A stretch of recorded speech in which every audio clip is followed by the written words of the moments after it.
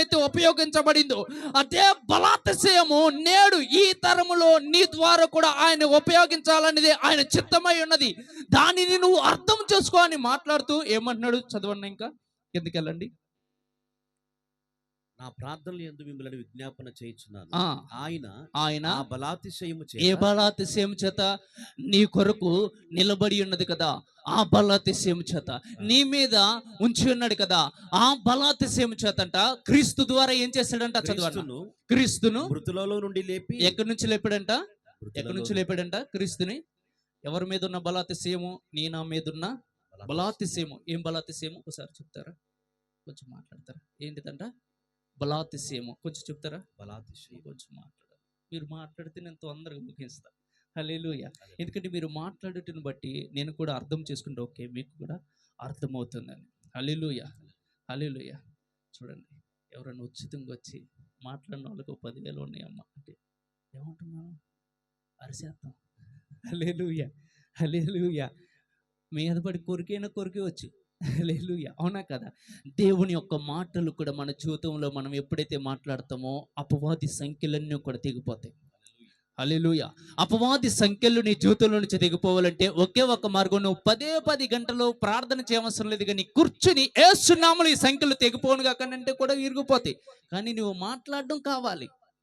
హల్లెలూయా. నీకు తెలుసా, మీకు సంఖ్యల్లో పౌలు శీలలు అందరూ కూడా బంధింపడ్డారు, కాళ్ళు చేతులన్నీ కూడా కట్టివేయబడినాయి, కానీ ఒకే ఒకటి కట్టివేయబడలా. ఏంటిది?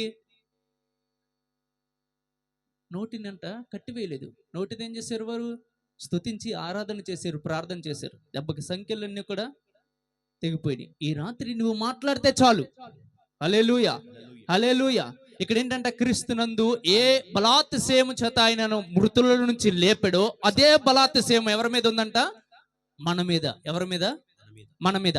ఆ బలాతిశయము చేత క్రీస్తును మృతుల్లో నుంచి లేపి సమస్తమైన ఆధిపత్యము కంటేను, అధికారము కంటేను, శక్తి కంటేను, ప్రభుత్వముల కంటేను ఈ యుగమునందు మాత్రమే కాక రాబో యుగమునందును పేరు పొందిన ప్రతి నామము కంటేను ఎంతో హెచ్చుగా పరలోకమునందు ఆయనను తన కుడిపార్శ్వమున కూర్చున్నబెట్టుకొని ఉన్నాడు. హల్లెలూయా. ఎక్కడ కూర్చున్నాడంటే ఇప్పుడు? ఎక్కడ ఉన్నాడంటే దేవుడు? కుడిపార్శ్వమున. మనం ఏం చదువుకుని వచ్చాం? నా ప్రభుతో సెలవిచ్చిన మాట ఏమనగా, నేను నీ శత్రువులను నా పాదపీఠము చేయ వరకు నువ్వు ఎక్కడ కూర్చోవాలన్నాడు దేవుడు? కుడిపార్శ్వమున. ఇక్కడ ఏం చేస్తున్నాడు? ఇక్కడ ఏం చదువుతున్నాడు? ప్రభుత్వముల కంటేను, అధికారముల కంటేను, ఆధిపత్యముల కంటేను, శక్తుల కంటేను, వీటన్నిటిని కూడా ఎక్కడికి తీసుకొచ్చాడంట? ఆయన పాదాల కిందకి తీసుకొచ్చి ఆయన ఎక్కడ కూర్చున్నాడంటే ఇప్పుడు తండ్రి కుడిపార్శ్వమున కూర్చుని. ఆయన ఎందుకు రావట్లేదో తెలుసా? నీ పాదాల కిందకి, నా పాదాల కిందకి ఇంకా అవన్నీ రాలా. ఏం రాలా? ఈ క్రీస్తు యేసునందు ఏ వినియోగపరిచి ఏ బలాతిశయమును బట్టి యేసు క్రీస్తు ప్రభు వారి యొక్క పాదముల కిందకి ఆధిపత్యం వచ్చిందో, అధికారం వచ్చిందో, శక్తి వచ్చిందో, ప్రభుత్వాలు వచ్చినో, ఇవన్నీ కూడా నేటి కాలంలో నీ నా పాదముల కిందకి రావాలంట. హల్లెలూయా. మన మీద శక్తులు పనిచేస్తున్నాయా? ప్రభుత్వాలు పనిచేస్తున్నాయా? అవునా కాదమ్మా? వచ్చి మాట్లాడుతున్నాయి. పనిచేస్తున్నాయి. ఆధిపత్యం పనిచేస్తున్నాయా? అధికారములు పనిచేస్తున్నాయా లేదా? హల్లెలూయా. అసలు మాట్లాడేటట్లేదు మనం. హల్లెలూయా, హల్లెలూయా, హల్లెలూయా. మా వాళ్ళు మాట్లాడాలంటే పక్క దుమ్మ ఈ ఇంట్లోకైనా రావాలి, ఈ దుమ్మ నా ఇంట్లోకి వెళ్ళాలి, అప్పుడే మన వాళ్ళు మాట్లాడతారు. హల్లెలూయా, హల్లెలూయా. అలాగలన్నా మన ఇంట్లో పడాలి, మన ఆకులన్నా వాళ్ళ ఇంట్లో పడాలి, అప్పుడే వస్తాయి మనకు మాటలు. అప్పుడు దాకా మనం మాటలు రా. హల్లెలూయా, హల్లెలూయా. ఇక్కడ చూడండి, క్రీస్తు యేసునంట ఎక్కడ కూర్చొని పెట్టుకుని ఉన్నాడంట? ఆయన కుడిపార్శ్వమును కూర్చొని పెట్టుకున్నాడు. ఎందుకయ్యా పంపించట్లేదు? ఒకసారి నేను ఎందుకయ్యా పంపించట్లేదు? ఎందుకయ్యా ఆయన పంపించట్లేదంటే, నేను ఆ పాదములకి ఎందుకు ఏం రాలేదు తెలుసా? ప్రభుత్వాలు రాలా, అధికారం రాలా, ఆధిపత్యం రాలా, శక్తులు రాలా. కొంచెం నీడనమాలు వస్తే చాలు దెబ్బ భయమే, కొంచెం చీకటి వస్తే చాలు భయమే, ఏదైనా వచ్చిందనుకో, ఆ శక్తి ఈ శక్తి వచ్చిందనుకో, ఇంకా పెద్ద భయమే. అవునా కదా? ఇవన్నీ మనల్ని ఏలుబడి చేస్తున్నాయి. మనం వాటిని ఏలుబడి చేస్తున్నామా? లేదు. కానీ క్రీస్తు యేసునందు ఆయన వినియోగపరిచిన బలాతిశయము నేటి వరకు కూడా ఇప్పటికి కూడా నీ మీదే దాచబడి ఉంది. హల్లెలూయా. అదే బలాతిశయము ఈ రాత్రి నువ్వు వాడడం ఆరంభించాలి. హల్లెలూయా. నీవు వినియోగపరచాలి. హల్లెలూయా. మీ దగ్గర 1 కోటి రూపాయలు కానీ 1,00,000 రూపాయలు కానీ ఉన్నాయి అనుకోండి, మీరు వాడతారు లేదా? మీ ఆయనకి చెప్పకుండా ఆయన వాడేస్తారు. హల్లెలూయా, హల్లెలూయా, హల్లెలూయా. అదే విధంగా క్రీస్తు యేసు ద్వారా నీ మీద దాచబడిన బలాతిశయమును నువ్వు ప్రతి దినము కూడా నీ విశ్వాస యాత్రలో వాడాలి. హల్లెలూయా.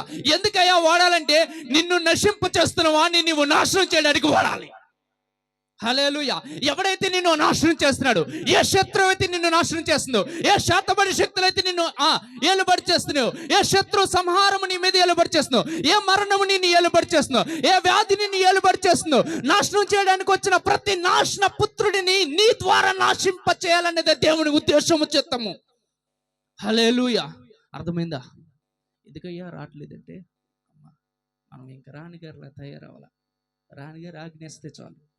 హల్లెలూయా. అవునా కదా? ఏమిస్తే? రాణిగారు ఆజ్ఞిస్తే చాలు. నాకు చాలా బాధ ఏంటో తెలుసా? నాకు పెద్ద బాధ. ఈ భూమిని సర్వలోకమును సృష్టించిన దేవునికి ఏకైక వారసులుగా మనమే ఈ భూమి మీద. హల్లెలూయా. ఎవరు? మనమే. కానీ మనమే వాడుకోవట్లే. మీ వారసత్వాన్ని మీరు వాడడం ఆరంభించాలి. అదే మీ ఇల్లు అనుకోండి, ఓ సెంట్లో కొంచెం ఇటు వచ్చింది అనుకోండి, ఊరుకుంటారా? ఒక రాయి వచ్చి పడితే ఊరుకుంటాం? ఊడుకోము. అదే విధంగా దేవుని రాజ్యం అనేది ఎలా పనిచేస్తుంది తెలుసా? నువ్వు ఆయన వారసుడివి, ఆయన నీ మీద దాచి ఉంచిన శక్తిని, బలాతిశయము నువ్వు గమనించవనుకోండి, నీవు మాట్లాడితే చాలు ఆ బలాతిశయం పని చేసేస్తుంది. హల్లెలూయా, హల్లెలూయా. ఇక్కడ చూడండి, ఇక్కడ ఏమన్నాడు? చదవండి మరలా. క్రీస్తు యేసునందు ఆయన వినియోగపరిచిన ఆయన బలాతిశయము చేత, ఏ బలాతిశయము చేత? మన మీద ఉన్న బలాతిశయం. ఒకసారి అంటారా? మన మీద ఉన్న, నా మీద ఉన్న బలాతిశయము చేత ఆయన ఏం చేశాడంటే, చదవండి. క్రీస్తును మృతులలో నుండి లేపి, ఎక్కడి నుంచి లేపాడంటే? ఆయన మృతులో నుంచి లేపి సమస్తమైన ఆధిపత్యము కంటేను, అధికారము కంటేను, శక్తి కంటేను, ప్రభుత్వముల కంటేను ఈ యుగమునందు మాత్రమే కాక రాబో యుగమునందు పేరు పొందిన ప్రతి నామము కంటేను ఎంతో హెచ్చుగా పరలోకమునందు ఆయనను తన తండ్రి కుడిపార్శ్వమున కూర్చొని పెట్టుకొని ఉన్నాడు.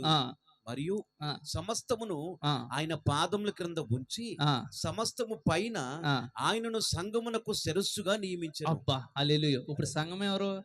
మనమే. అబ్బా, సంఘం ఎవరంటే మనం. సంఘానికి యజమానుడు ఎవరంటే ఆయన. సంఘానికి శిరస్సు ఎవరంటే ఆయన. కానీ సంఘం ఎవరు?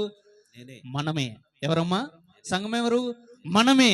ఆ సంఘము ఆయన పాదముల కింద వీటన్నిటిని తీసుకొచ్చి నీ మీద నా మీద ఉంచిన బలాతిశయము ఏదైతే దాచబడిందో ఆ బలాతిశయం చేతంట అధికారమును తీసుకొచ్చుకున్నాడంట, ఆధిపత్యాన్ని తీసుకొచ్చాడంట, ప్రభుత్వాన్ని తీసుకొచ్చాడంట, శక్తిని తీసుకొచ్చాడంట.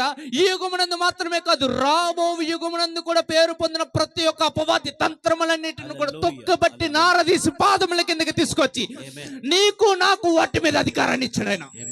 హల్లెలూయా. ఎందుకని? ఆ సంఘం ఎవరు? మనమే. ఆ సంఘానికి శిరస్సు ఎవరు? ఆయన. ఆయన పాదాల కింద అన్నిటిని పెట్టి మనల్ని ఏలుబడి చేయమన్నాడు ఈ భూమి మీద. హల్లెలూయా. కానీ మనల్ని ఏలుబడి చేస్తున్నాయి ఏంటి? అయ్యే ఆ ఇబ్బందులు, కష్టాలు, నష్టాలు ఇవన్నీ కూడా ఎవరిని ఏలుబడి చేస్తున్నాయి? సార్వత్రిక సంఘాన్ని, మనల్ని. అవునంటారా కాదంటారా? అవునా? కొంచెం మాట్లాడతారు. ఇంకేంటంటే చదవనా? మరియు సమస్తమును ఆయన పాదముల కింద ఉంచి, సమస్తమును ఎవరి పాదముల కింద ఉంచాడు? యేసయ్య పాదముల కింద ఉంచి సమస్తము పైన ఆయనను సంఘమునకు శిరస్సుగా నియమించెను. ఎవరికి నియమించాడు? సంఘమునకు శిరస్సుగా నియమించాడు. ఆ సంఘము ఆయన శరీరము సమస్తమును పూర్తిగా నింపుచున్న వాని సంపూర్ణత అయి ఉన్నది. ఏమై ఉన్నదంట? సమస్తము నింపుచున్న ఆయన యొక్క సంపూర్ణతయే. కిందకు ఒక మాట చదువుకునొచ్చు. మనం ఏమవడానికి బయలుదేరాలి? సంపూర్ణ మగుటకు. దేని అవ్వడానికి? సంపూర్ణ మగుటకు మనం ఏమవ్వాలంట? సాగిపోవాలి. ఆ సంపూర్ణత ఎలాగ మన జీవితంలో ముగించబడుతుంది అంటే ఈ విధముగా. ఏ విధముగా అంటే ఈ ఆధిపత్యం ఇదిగోండి చూడండి. ఇది ఎవరంటే క్రీస్తు. ఈ క్రీస్తు దాచబడిన మనము సంఘము. ఈ సంఘము యొక్క పాదముల కిందకి రావాలి. ఎవరు? శత్రువు. ఈ శత్రువు ఏ విధంగా వస్తాడంటే మనుషుని యొక్క జీవితంలోనికి మరణము ద్వారా వస్తాడు, శాపము ద్వారా వస్తాడు, పాపము ద్వారా వస్తాడు, వ్యాధుల ద్వారా వస్తాడు, లేమి ద్వారా వస్తాడు, కష్టాలు, నష్టాలు, బాధలు, అప్పులు, ఇబ్బందులు, రెక్కాడితే కానీ డొక్కాని స్థితి ద్వారా వస్తాడు. ఈ పరిస్థితులన్నిటిని బట్టి వస్తాడు. అయితే ఈ పరిస్థితులన్నీ కూడా ఒక దినం మనకి ఎవరు పాదముల కిందకి రావాలంటే అమ్మ, అది తప్పు, సంఘము పాదముల కిందకి. హల్లెలూయా. సంఘముకు శిరస్సు ఎవరు? యేసయ్య. శరీరం ఎవరు? ఇప్పుడు మనము. ఈ శరీరము పాదముల కిందకి ఎవరు రావాలి? ఈ శత్రువు రావాలి. హల్లెలూయా. ఆయన శిరస్సు గుండి మన ద్వారా తొక్కించాలని చూస్తున్నాడు శత్రువుని. హల్లెలూయా. అర్థమైందమ్మా నా మాట? కొంచెం అర్థం చేసుకోండి. కొంచెం ఇది చాలా అంటే చాలా లోతైన మర్మాలు ఇవి. కొంచెం అర్థం చేసుకోవడానికి ప్రయత్నం చేయండి. ఏం చెప్పడానికి ప్రయత్నం చేస్తున్నానంటే, నిన్ను ఏలుబడి చేస్తున్న శత్రువు నీ పాదాల కిందకి రావాలి ఈ రాత్రి. హల్లెలూయా. ఏ శత్రువు ఏ దిక్కు నుంచి నీ జీవితంలోనికి వచ్చి పనిచేస్తున్నాడో, ఒక్కొక్క మనిషి జీవితంలోనికి మరణ రూపకంగా రావచ్చు, శాప రూపకంగా రావచ్చు, పాపము రూపంగా రావచ్చు, వ్యాధుల రూపకంగా రావచ్చు, అప్పుల రీతిగా రావచ్చు, ఏదో విధముగా ఏదో కోణంలో రావచ్చు. ఆడు తప్పకుండా ఏదో రూపంగా వచ్చినప్పటికీ కూడా వాడు తప్పనిసరిగా ఈ రాత్రి నీ పాదాల కిందకి రావాల్సిందే. హల్లెలూయా. ఎందుకంటే నీ మీద ఏమి దాచబడిందంటే క్రీస్తు యేసునందు వినియోగపరిచిన బలాత్సయము. హల్లెలూయా. ఏంటిదంట? క్రీస్తు యేసునందు వినియోగపరిచిన బలాత్సయము నీ ద్వారా నెరవేర్చాలనేది, నీ మీద పనిచేయాలనేది ఆయన ఉద్దేశం. హల్లెలూయా. హల్లెలూయా. ఈ రోజు నుంచి చేతబడి చేసి అన్నెమ్మకాయలు తీసుకొచ్చి, కోడి రేకలు తీసుకొచ్చి, వీటిని తీసుకొచ్చిన ఏం చేయాలి? అవిశ్వాసం అనేది అంటే చాలా భయంకరమైన జబ్బు, భయంకరమైనది. హల్లెలూయా. హల్లెలూయా. ఎందుకమ్మా ఈ మాటలు చెప్తున్నానంటే, అమ్మా ఎందుకు చెప్తున్నా తెలుసా? సత్యం ఎక్కడైతే తెలియపరచబడుతుందో అక్కడ స్వాతంత్రం వస్తుందంట. ఏమొస్తుంది? స్వాతంత్రము. చూడండి, మిమ్మల్ని శత్రువు నశింప చేయడానికి వచ్చినప్పుడు చూడండి, యేసు ప్రభువారు అంటే ఈ భూమి మీద వచ్చిన దినముల్లో అపవాది ఏం చేశాడు? శోధించడానికి వచ్చాడు. అవునా కదా? అపవాది శోధించడానికి వచ్చినప్పుడు యేసు ప్రభువారు ఏమంటారు? ఇదిగో నువ్వు పైనుండి కిందకి దూకము, దేవదూతలు నేను పట్టుకుంటాయి అంటే ఏమంటాడు ఆయన? ఆయన వాగ్దాన రూపకంగానే మాట్లాడాడు. ఇదిగో ఈ రాళ్ళను రొట్టెగా నువ్వు చేసుకుని తినంటే ఆయన ఏమంటాడు? యేసు ప్రభువారు, మనుషుడు రొట్టె వలన కాదు కానీ దేవుని నోటి నుండి వచ్చి ప్రతి మాటను బట్టి బ్రతుకును. అంటే అపవాది ఎవరి మాటకు లోబడతాడంటే దేవుని మాటకు. ఆ మాట మనకి ఏమిస్తుందంటే స్వాతంత్రాన్ని ఇస్తుంది. ఆ మాట మనకి ఏమిస్తుందంటే విడుదలను. ఈ రాత్రి ఎందుకయ్యా ఈ యొక్క జ్ఞానం మనకి బోధింపబడుతుందంటే, ఈ జ్ఞానం మన దగ్గర ఉందనుకోండి, ఏది అపవాది యొక్క తంత్రం మన మీద పనిచేయడానికి అధికారం లేదనే ఆ జ్ఞానం మన దగ్గర ఉందనుకోండి, అపవాదికి మన మీద పనిచేయడానికి సరికి లేదేక. హల్లెలూయా. అర్థమైందా నా మాట? అర్థమైందా? మీ దగ్గర 1 కిలో వంకాయలు ఉన్నాయి అనుకోండి, ఈ రోజుకి కిలో వంకాయ ఏంటిది? కిలో కొంచెం నవ్వుతారని చెప్తున్నా. కిలో వంకాయలు ఉన్నాయి అనుకోండి, ఇంకో కిలో తెచ్చుకుంటారు మీరు? తెచ్చుకోరు కదా. ఇంకో కిలో ఎవరన్నా వచ్చిస్తున్నారు ఇంకో తీసుకుంటావా? మనుషు స్వభావం అయితే తీసేసుకోవచ్చు, అవునా కదా? మనుషుని బుద్ధి అయితే తీసుకుంటుంది. కానీ దేవుని యొక్క రాజ్యం కూడా ఎలా ఉంటుందంటే, నీ మీద ఆల్రెడీ ఒక జ్ఞానము లేదంటే ఒక ప్రత్యక్షత అనేది నీ జీవితంలోనికి విడుదల అయిందనుకోండి, ఆ ప్రత్యక్షత అంట అన్ని వేళలా నీకు రక్షణగా మార్చబడుతుందంట. హల్లెలూయా. వాక్యం అనే ప్రత్యక్షత నీ జీవితాన్ని అన్ని వేళలో కూడా రక్షణకరంగా మారుస్తుందంట. హల్లెలూయా. వాక్యం అనే ప్రత్యక్షతను ఎప్పుడు కూడా మనం విడిచిపెట్టకూడదు. ఎందుకయ్యా ఇవన్నీ రావాలంటే, రోమియోలకు రాసిన పత్రిక 16వ అధ్యాయము 20వ వచనంలో ఏమని రాయబడి ఉన్నదంటే, ఒకసారి చూడండి. రోమియోలకు రాసిన పత్రిక 16వ అధ్యాయము 20వ వచనం. రోమియోలకు రాసిన పత్రిక 16వ అధ్యాయము సమాధానకర్తయగు దేవుడు సాతానును ఎవరి కాళ్ళ కింద? ఎవరి కాళ్ళ కింద? నా కాళ్ళ. అక్కడ ఏం రాసుకోవాలి తెలుసా? నేనైతే నా బైబిల్లో మన కాళ్ళ కింద లేదంటే నా కాళ్ళ కింద అని రాసుకుంటే, ఎందుకంటే అక్కడ ఏమంటుంది? మీ దేవుని కాళ్ళ కింద అంటున్నాడా? ఏమంటున్నారు? ఎవరి కాళ్ళ కింద అంటున్నాడు? దేవుని కాళ్ళ కింద అంటున్నాడా? మన కాళ్ళ కింద అంటే ఏమన్నాడు? సమాధానకర్తయగు దేవుడు సాతానును మీ కాళ్ళ కింద శీఘ్రముగా చితక. ఇది అందుకని ఆగిపోయాడు ఆయన. పరలోక రాజ్యము నుంచి ఎందుకని రావట్లేదంటే సార్వత్రిక సంఘము ఇంకా సంపూర్ణంగా సాతాన్ని శీఘ్రముగా చితక తొక్కలేదు కదా.